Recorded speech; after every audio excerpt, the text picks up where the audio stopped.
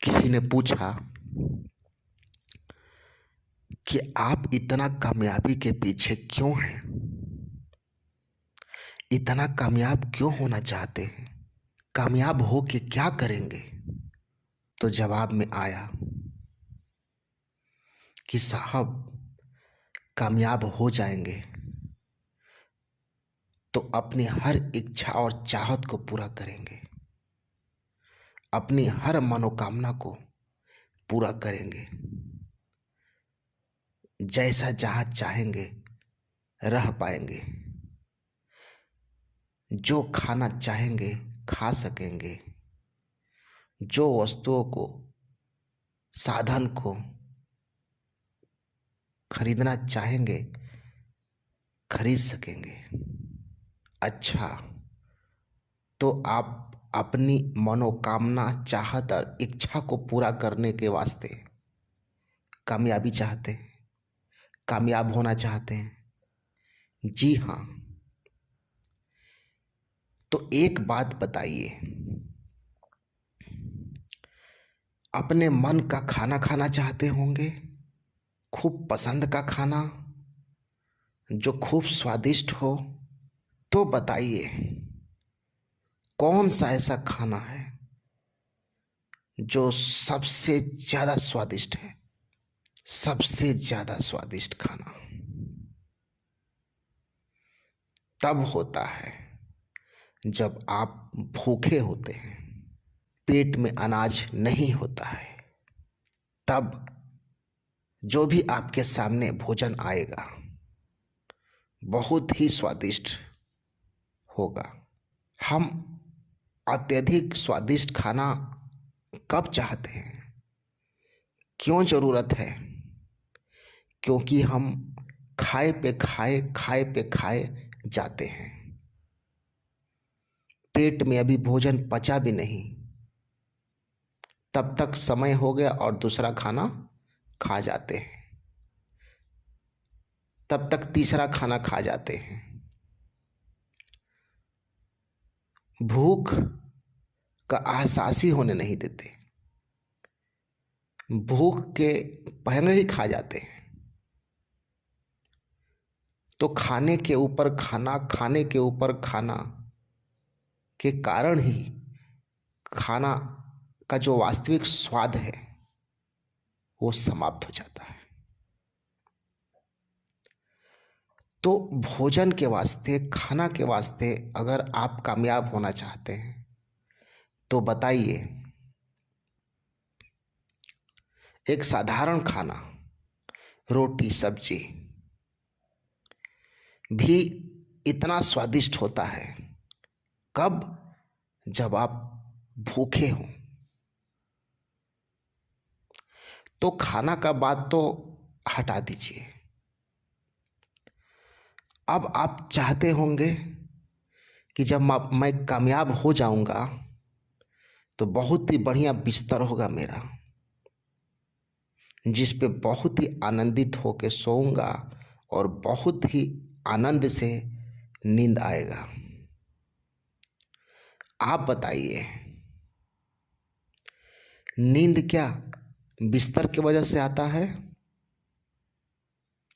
महंगा और कीमती और आरामदायक बिस्तर से ही नींद आता है? अगर आप थके हैं तो नींद कहीं भी आ जाता है, साधारण बिस्तर पे भी नींद आ जाता है। तो ये बात कि अच्छा बिस्तर के लिए कामयाब होना चाहते हैं, इसको भी साइड रखिए। पहनने की वस्तुएं, उपयोग की वस्तुएं जो हम चाहते हैं खरीद सके, तो आप बताइए, कोई भी पोशाक जो आप पहनते हैं, पोशाक का काम है तन ढकना, साफ सुथरा होना, आरामदायक होना। तो वो तो सामान्य पोशाक से भी उसका काम हो जाता है। और आप कामयाब होना चाहते होंगे,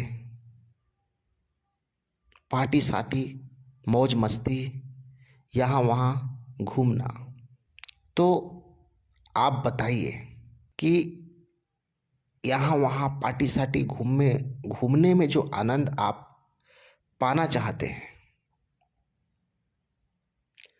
क्या आपको पता है कि वो आनंद आपको तभी आएगा? आप गौर करेंगे तो समझ में आएगा कि आनंद एक भाव है, एक अनुभूति है।